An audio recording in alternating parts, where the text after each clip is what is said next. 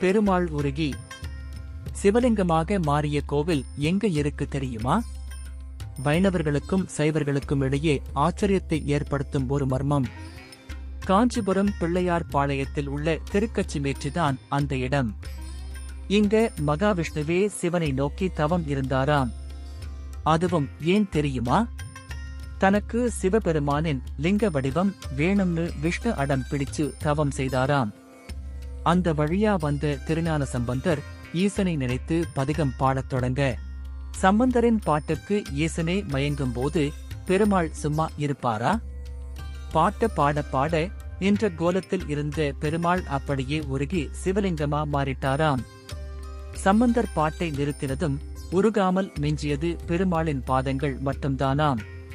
இன்றும் லிங்கத்துக்கு முன்னே அந்த பாதங்களை நீங்க பார்க்கலாம். இது சிவனின் பெருமையை உயர்த்தும் சைவர்களின் கதையா, இல்ல அரியும் சிவனும் ஒண்ணுன்னு சொல்ற தத்துவமா? நீங்க என்ன நினைக்கிறீங்க? கமெண்ட்ல சொல்லுங்க.